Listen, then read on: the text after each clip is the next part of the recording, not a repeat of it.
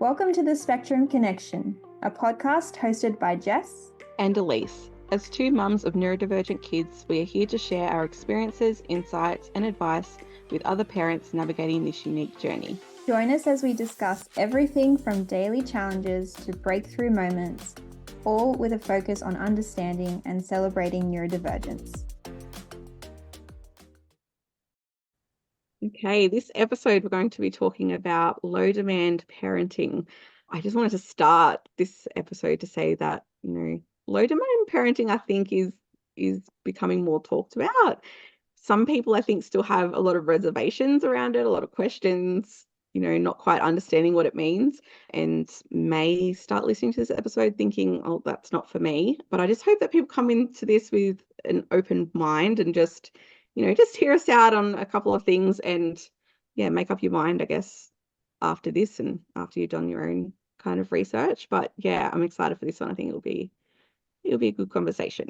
This has literally changed our lives. So I am very pro it, but I recognize that there's a lot of questions that have come through about it. So yeah, not a lot of people know about it, and I'm excited to bring it to you guys.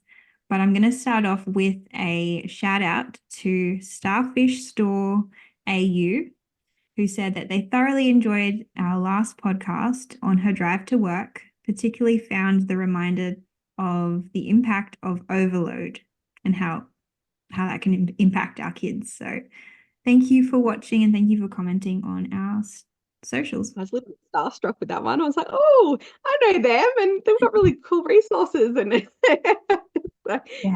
so thank you for that feedback. So cool to see who's listening. It is. Yeah, especially so many people in the community that you don't even know about. But yeah, and then we'll go on to the self-care. And I think this episode can really, really help with this self-care because, you decrease those demands in the house. It helps the whole household, not just the kids, but you as well. So yeah, so I think this will be a good one for an And I open think mind. what's important to note is that this low demand parenting, it affects the whole household and it can improve the mental health of the whole household. And that is a priority, is as a parent, your mental health and you getting some self-care in.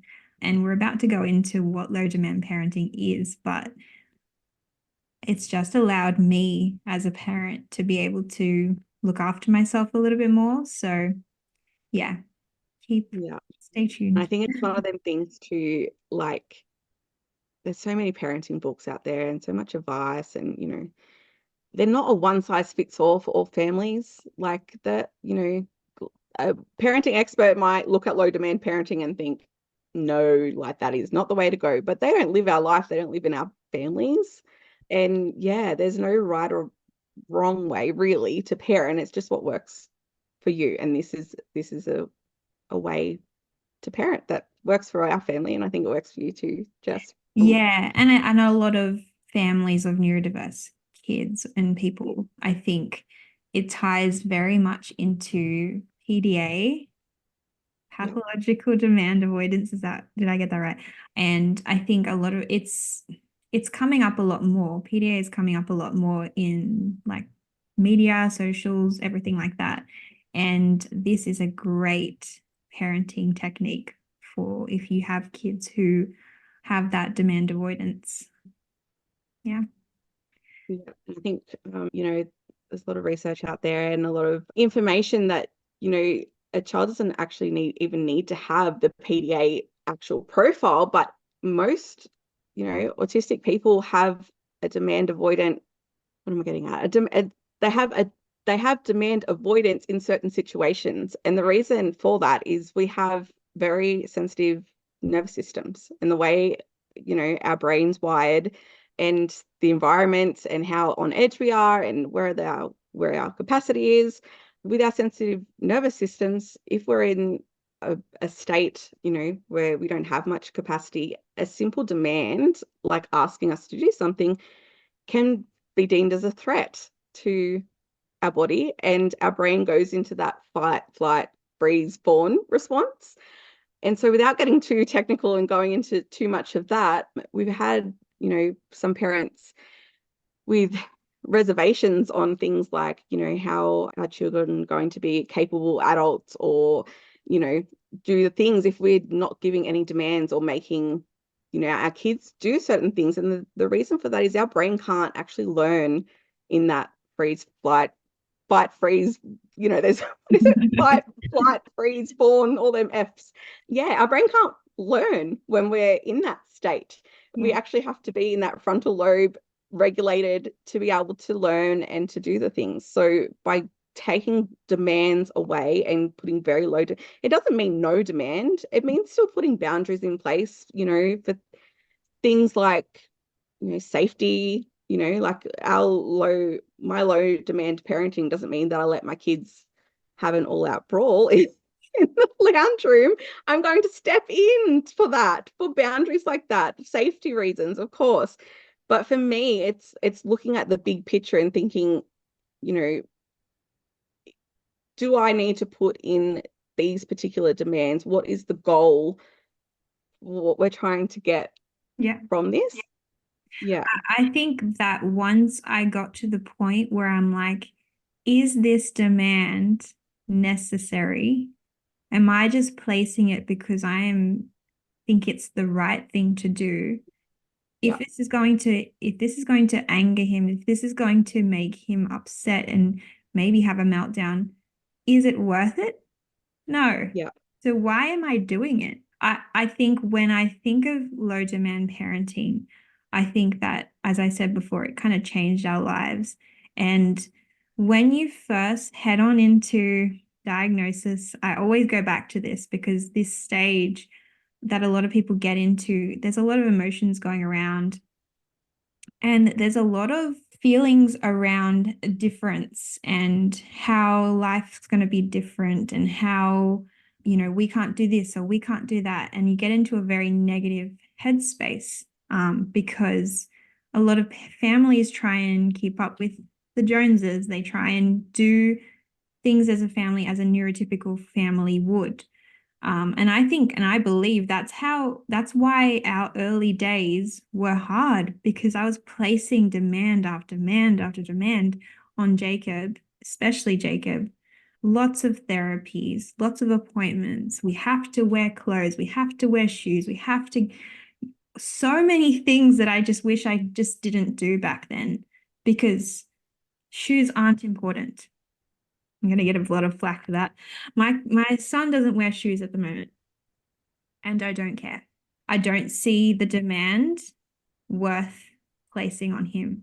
So when we got to a point where I was sort of analyzing my parenting and our journey, when I got to the place where it was like, we don't have to keep up with the Joneses. We can lower the demands in our lives. And since then, I can say there's been way less meltdowns, way less upset in our family, and way more peace. Not to say that there's not hard times, but I'm just saying it just dramatically reduced it. So yeah, it's been really good for us. Yeah. And because I think if you think a lot of the demands that parents are told they should do or whatever, they aren't neuroaffirming for our kids. The demand of putting shoes on, well, there's a sensory element to that. There's a reason why he can't wear shoes. It's not because he's choosing not to wear shoes. So putting that demand or expectation or whatever you want to call it on them, it's just counterproductive. It's not helping. I think of things like, I often think, if people walk into my house that have no idea about any of this, like, they would think that I'm like probably the worst parent. I don't know. I actually, funny story. So my cousins just come back from Japan. It's like my dream. This is a bit of a tangent, but one of my dream locations that I would like to visit. It's on my bucket list. And she put like a guide together for her friends of places to visit. And I said to her, could you send that to me? Like, I probably won't get there in the next decade or two, but I'll put some places on my vision board, like I'm just interested. And she was really good at like breaking down things. In one part that she wrote, or like they have two boys, they took two boys over there, and they kind of said in there that they had like holiday rules for food, which, they could eat like sweet stuff for breakfast and ice creams for breakfast and all that kind of stuff. And I was looking at that going, what? holiday rules? That's everyday rules in my house. And I We thought, eat do I ice tell them cream that? regularly for breakfast.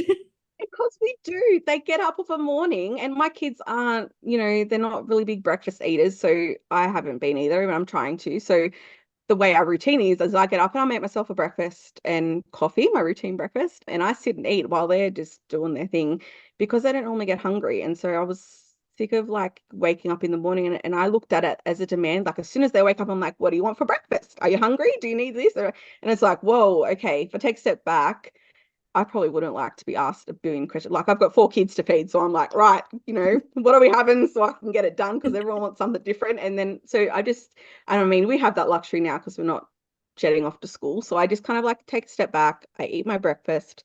I let them wake up, and then one by one, Mom, I'm hungry, and then I just go in and start making them food. But throughout these summer months, they've all had a thing for ice blocks, and most mornings it's I want an ice block. And at first I'm like, no, you can't have an ice block for breakfast. That's not.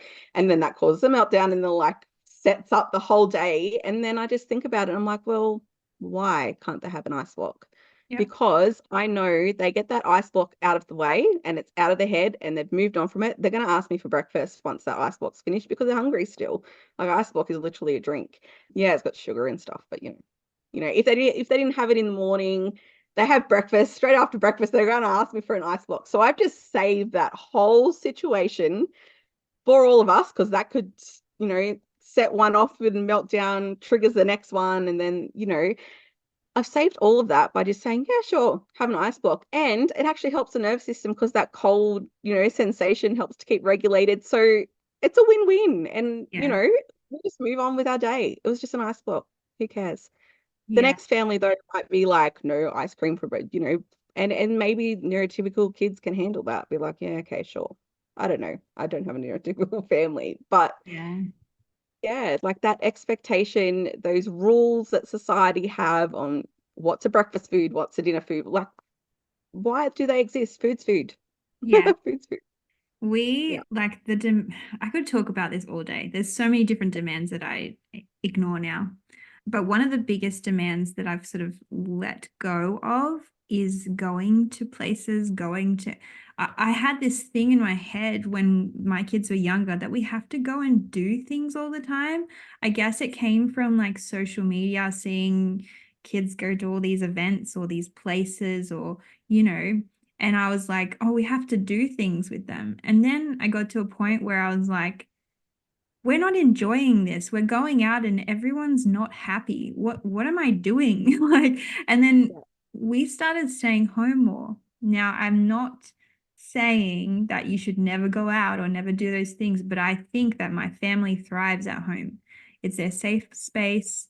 Obviously, we still go out sometimes, but way less than what we used to. So we removed that demand of having to go out and do things all the time. My kids are at school all week, so I'm like, they do things, they go out and do those things. I want them to have that time, that low demand time. On the weekends, I don't place many demands on my kids at all. We probably never get out of our pajamas. We like eat when we want to eat. My kids don't have any rules around that. There's no real rules about what food they eat. And I know I'm going to get a lot of, hopefully not. There's going to be the right people watching this, but I think that when it comes to the weekend, I try and keep it as low demand as possible because I know that the school environment is very high demand. So that, I think that was one of the questions that we had was around how to, sorry, I'm going to say it right. How do you marry low demand lifestyle with the demands that you still have as a parent? So I think when it comes to like schooling, obviously I don't have any control over what happens at school, like the demands that are placed on my kids. There's some like level of talking that I can do to the teachers. However, I know that there's a lot of demands placed on them at school. So I just simply don't place demands on them outside of school. Unless it, like you said, it's for safety reasons or, they haven't had much water that day. So I'm like trying to get some water or at least cordial into them. I know that's going to Oh, don't you worry. Yeah, I'm the parent who's sneaking the sugar-free cordial in the drink bottle for daycare and Okay, school. yeah. That's And yeah. don't apologize for it, because I'm a neurodivergent person who gags and feels like I want to vomit every time I drink a sip of water. So Yeah. I know what that feels like, and I would rather my kids be hydrated Yeah. than worried about a bit of chemical whatever Yeah, sitting. and I think that is it. Like you just balance Yeah, up the pros and cons. And yeah, yeah, anyway, since we've done all that, we spend a lot of time at home and we like that. We love it. We go out every so often, but we don't go to places that are crowded. Like we go to like beaches that are very low demand as well. So it's interesting how a low demand lifestyle can transfer into the community. But yeah, schooling is hard because it's very high demand. yes. And you have a very, very low demand lifestyle because you're homeschooling now. So Yeah, oh, that's improved so much, yeah. so much. And when when I think about schooling and stuff, this brings me to this example. So my he's 5, he's at home full time now. He's not doing daycare anymore, but we're not up like that. We're in that transition between actual school, like school years. But he's often says to me, Mum, I want to do homework. That's what he says. So we've just been getting those books, the ones with ABC, like Trace Them. He just likes doing that kind of stuff. And I was sitting down with doing that with him one day, and he would do like a little bit, and then he'd get up and he'd like do a wiggle, and he'd go and do some parkour, and then he'd come back and he'd do a little bit more, and then he'd get up, and then the next time he was on the table, and I'm just going with the flow, and we're just doing it, right? And then I thought, my goodness, if he was at school right now, this would not be happening. This would be like, sit down, don't, finish your work before you don't get out of your seat, all that kind of stuff. And I was like, that's those demands that are placed on our kids in those environments are what makes it hard, because Yeah. he has naturally worked out, he hasn't been at school yet, so well, he won't be, so that's fine. But yeah, he's got that in that he can just get up and do what his body needs him to do to keep going, and I've just allowed for that. Whereas my older boys have been drilled for years to, they've got to sit and do. So they've kind of lost that natural ability to listen to their body and know that, oh, I'm feeling a bit funny at the moment, I really need to stretch or get up. They've lost that because they've been told every time they've done that that's not the right thing to do. And then this, sitting down. So now that's a lot of unlearning for them too at home, that that doesn't have to look like that. Like you can, my kids sit on the table to do work, and I'm okay if that, they're not going to fall off. They're safe. I'm right there. But You stand know, on your head for all I care. Jacob If you're getting it done stands, and you're enjoying, I don't mind. I don't mind. yeah, like that's the thing. Jacob stands on tables, and that's the other thing that when you mention like if someone walks into my home, they'll probably think, what is going on? Jacob's probably standing on the table doing some bubbles or something, and it's just it works for him. He likes being up high. Once I figured out that there's a sensory component to being up high, I was like mind blown, because I was Yeah, like it always makes so trying to much get him sense. down. I was Yeah, trying you to look get at him down. things when you have that knowledge behind it, you look at things in a whole different light. And that's where the demands and the expectations of, oh, you should be doing this. When you unpick that and you like look at it and go, well, why is that? A Mm, lot of the time there is no reason apart from because such and such said that you should, or that book said, or the school said, or whatever. Yeah, you pull all that back. You're like, well, actually, we can do it that way. mm, What is the goal for this situation right now? What am I trying to teach my child? I want my kids to grow up with like self-determination and ability to be able to, you know, set a goal for themselves and achieve that. If the, for one of my sons, he really, really loves Fortnite. And I think that's like a thing. He went for a stage there where his goal was he wanted to get so many kills on, look, I'm not right up to it, but it was so many kills and so many levels and things. And I could have easily said, that's enough screen time. You're not doing that so many times or so many tournaments or what. Look, I'm not up to it, but I could have put all these things in place, like, you're not doing that, but I would have deprived him for the opportunity to reach a goal. Yeah. And that was his interest at the time, and that's what he wanted to achieve. So I let him do it, and he reached it. And he came to me like, "Mum, look what level I'm on. Look." And I praised that. You Mm. know, that some of them parenting books are like, that's too much screen time, but that taught him something. That gave him a sense of achievement, and that's what he needed in that time. And he can apply that skill now from that to other things. Yeah, that brings up So, a whole nother can of worms, the screen time, doesn't it? oh yeah. I think we're on the same page, but I think a lot of people aren't on that same page.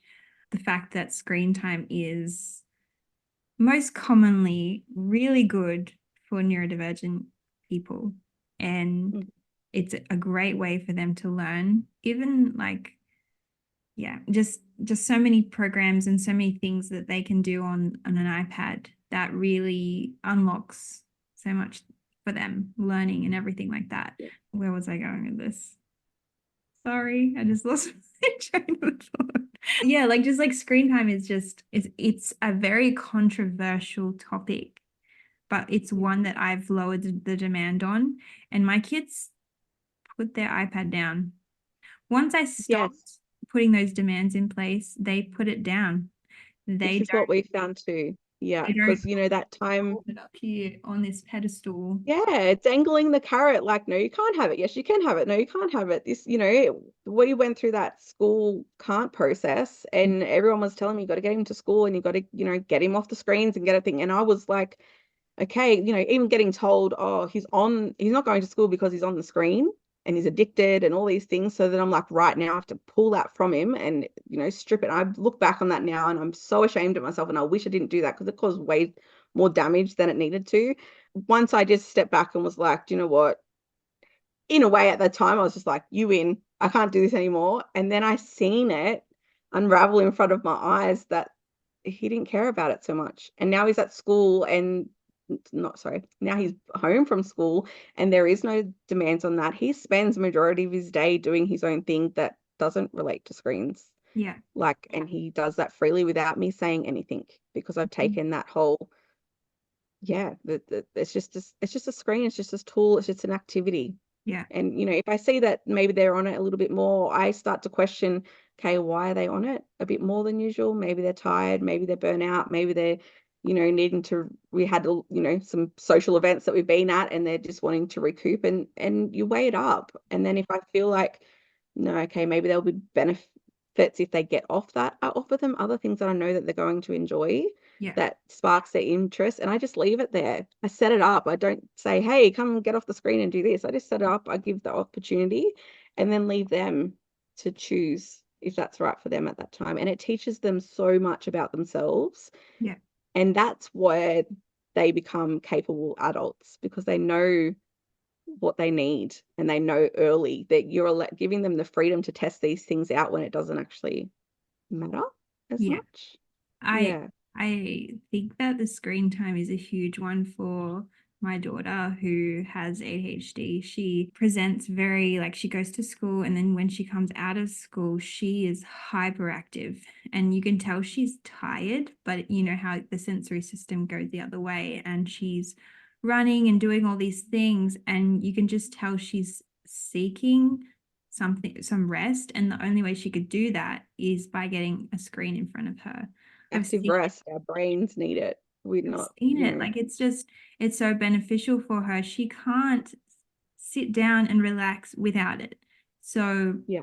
I'm not going to withhold that from her. I have ADHD. I can't just sit and do nothing. People say like, oh, just relax.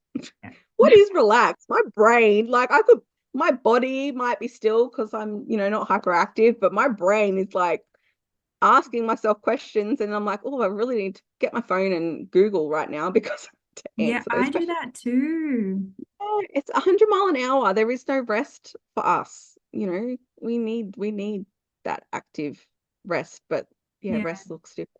Sometimes it has to be. It's interesting you said that about that because I feel like I guess that hyperactivity or that is then like internalized into the iPad, like that's doing it for her. So she doesn't need to do, her body doesn't need to do that. So Sorry, I just had a bit of a realization just then. We should get to a few of our comments from the community that when we posted on socials. Someone said that it's such a game changer for their kids to recharge. P.S. I love your podcast. It reminds me I'm not alone. Thank you. That's so nice. Someone else said that they have low demand Fridays, no therapies, no outings, no visitors, plus takeaway for dinner. That's awesome. Sounds good to me. That's kind of our weekends, but Yeah, therapy thing, that's kind of our, no, I was going to say that's our everyday. No, we don't do takeaway every day, but sometimes. I think if we lived in town, it'd probably be a little bit more than what it is, to be honest. We do it too, don't worry. It's just, what's going to help everyone. Yeah. Someone else said, would love to know more. I think my girls need more of this, but where to start? And that's really cool. I think that's what you were talking about before, that open mind of exploring options. This may not suit everyone's lifestyle, but just before that, I talked about someone doing it 1 day a week. That's awesome. That's fitting it in with your lifestyle. I think, like we could all adopt this maybe just once a week, 1 day a week, see what happens. Yeah. And like I said before, low demand doesn't mean no demand. You can still have certain boundaries in place for your kids, things that are important to you, your family, your values, all of that. But reducing the demands where you can is what really helps. Yeah. For example, like grabbing Jacob from on top of our fence and saying, no, we can't stand on the fence. That's just a little too far. That's a demand I would put in place, but and in saying that, I wouldn't say, no, we can't do that. I would just explain that's not safe. We need to and I will give him an alternative, like standing on the table. So I think in that way, the low demand thing is also rephrasing the way that you say demands. Yes. Wow. Yes, I was just going to say that. I can never pronounce it. It starts with D. Declarative language. I can never say that word. But yeah, there's a whole thing. Yeah. Okay, I have to look that up. Yeah, look that up. If I could say it right. The people will be like, what? D language? No. We'll post it on socials once we know what it is. Yeah, there's so many books and resources about it, and it's a really, really hard thing to do for me anyway, to stop yourself and rephrase instead of asking a question and just maybe we should do another episode on that. Yeah, let's note that down. Someone said, how to pass along what works for us to the schools our children attend. My 5-year-old is struggling right now. Yeah, that's a hard one that I don't think I have an answer to. I don't know even if you can, to be honest. You could have meetings, but doesn't mean that they're going to place less demands on them, because the school is very neurotypically ran and they have 30 students to look after. So I just feel like they have to be very consistent. And they don't have to be, they are, I should say, they are very consistent in their approach, and they shouldn't be, because kids learn differently. But yeah, it's a hard one. And then the last comment, which you kind of already went over, was I'm scared shitless of how they will cope as adults from low demand parenting. Yeah, I think that's a fear. I think we all have that fear, regardless of what parenting method we choose. We're all wondering or worrying if the things that we choose to do are screwing up our kids. Like, no one has a 8-ball that you can, know what the future holds. But yeah, if you just bring it back to the way our system's designed and the way our brain operates, our kids can't learn those things unless they're in that regulated state. And sometimes the only way to be in that regulated state is to pull all those demands back and introduce things slowly. Have small goals for yourself. Or for your family, your children, what do you need them to learn right now? We pulled back all demands, and now my kids are doing chores. They had so many demands before. There's no way that I would even bother asking, because it would just end up in, just not worth the stress on top of everything else. But now I can just say, oh, look, the dishwasher needs unstacking. And I walk away, and next thing I know, someone's unstacking my dishwasher. Like, That's so never awesome. happened before. So Yeah. there are so many benefits. And, Yeah. they've just taught themselves that skill that they're going to need to stack their own dishwasher when they're an adult. And that was simply by me reducing demands in other areas. So Yeah. And that is definitely that rewording of a demand, isn't it? Like, yes, that's that language that I can't pronounce. I don't know what it is about that word. It's just that particular word. Maybe I should spell it. No, I'll put it in the show notes. There you go. there we Show go. notes. I know how to do that now. I still don't know what show notes are. But I yeah, it's know actually what just they such a are. good. I just don't know how to edit them or anything. It's when you see the word, you'll be like, you'll probably say it straight away, but it's just something about it. I just go to pronounce it, it just doesn't compute. I don't know. Okay. I don't know. Interesting. We'll look that up. This was a good episode. I loved talking about this because it's something that more recently I've been more passionate about sharing about, and just allowing parents to know that it's okay not to place all these demands on your kids. Yeah, I think if you guys want to talk more about low demand parenting, we'll have a few posts up on our social medias if you want to interact there. Maybe you'll get a shout out in our next episode. Yeah. But yeah, that was really fun. I enjoyed talking about that. Me too. Thanks, guys.